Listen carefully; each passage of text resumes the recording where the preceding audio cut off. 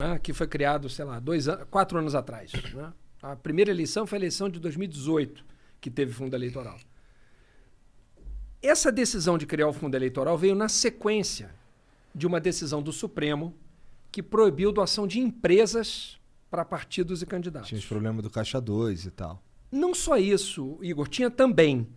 Mas não é só por isso que é errado, a cada 4 anos, todos os caras que vão fazer leis no país e que vão governar o país, bater na porta de empresa para pedir dinheiro para sua campanha. Porque aí a empresa coloca umas cordinhas nele. Isso cria uma dependência do mundo político em relação ao mundo do dinheiro, a quem tem dinheiro, que não é boa para democracia nenhuma. Assim, o que deve valer é voto e não dinheiro.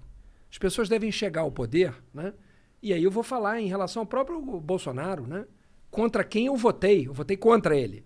Mas ele chegou pelo voto lá.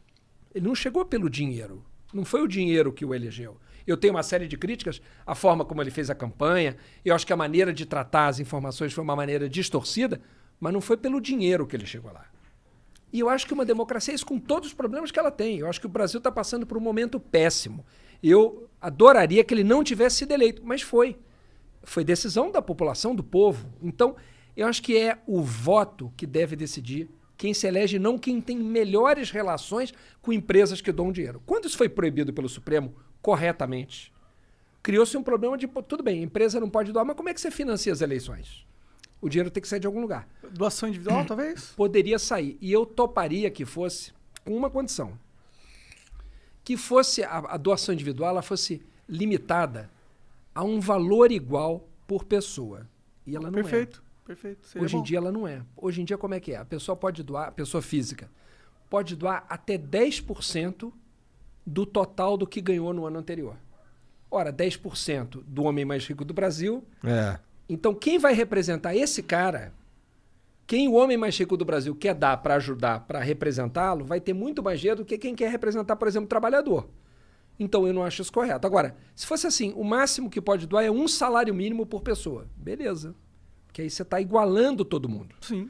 O fundo eleitoral, então, veio para tentar criar um mínimo de igualdade. Agora, qual foi o problema? O problema é a distorção, é o exagero, é o volume, é o tamanho.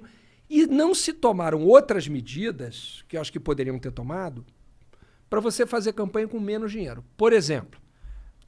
Desculpa só te cortar aqui, mas é que você falou uma coisa que linka com algo que você falou agora há pouco, que era que antes tinha uma distorção que os caras iam lá pedir arrego para os grandes empresários. Isso.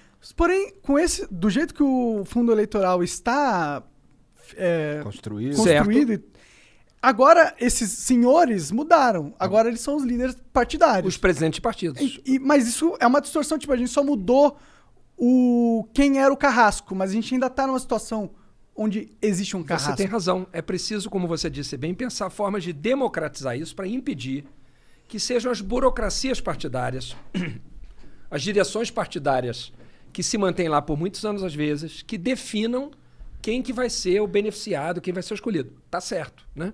E aí tem algumas medidas que podem ser tomadas, inclusive na forma da gente escolher os candidatos, por exemplo. Democratizar quem são os escolhidos pelos partidos, abrir essa decisão. Eu tenho uma sugestão, inclusive. Pode falar. Podia ser por CPF. Em que sentido, assim? Tem um fundão eleitoral, que é 2 bi. Sim. Divide ele por 220 milhões de pessoas, sei lá quantos hoje vivem no Brasil, ou quem pode eleger, divide por as pessoas votantes, os cidadãos votantes do Brasil, divide essa grana igualmente em todo mundo. Você pode falar assim, ó, eu quero R$5 para esse candidato, R$5 para esse partido, R$5 para... Aí você escolhe, entendeu? Eu acho uma excelente ideia. O que acontece, Monark? Isso que você está propondo é, no fundo, transformar, ou melhor, igualar a distribuição de dinheiro à distribuição de voto. Correto, você está distribuindo o poder de decidir para quem vai o dinheiro. Né? Você está tirando de uma cúpula e está dando para todo o país. Acho que é uma ótima ideia. Ideias como essas, acho que servem para aperfeiçoar o modelo. Agora, é errada a ideia de que você pensa assim, não, o ideal era não existir fundo eleitoral. Por quê? Não, cada um devia fazer campanha com seu dinheiro. Aí eu pergunto, quem que poderia bancar a sua campanha? Os caras ricos. Aí você diz assim, então o Congresso vai ser povoado por quem tem muito dinheiro? Será que um Congresso que é feito só de gente que tem muito dinheiro, vai fazer leis boas para quem pega ônibus? Entende? Quer dizer, então não é tão simples quanto parece.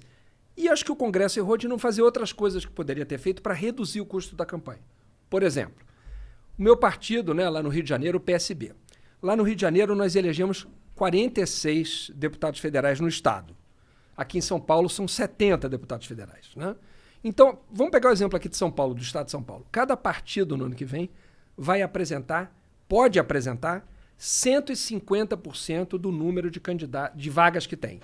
Então, o PSB pode apresentar 105 candidatos a deputado federal, o PSDB, o PV, o Novo, o PSL, o PT, todos eles. O que a gente podia fazer? Diminuir a quantidade de vagas. Fala assim, não vai ter 150% de candidato. Vai ter 50% de candidato.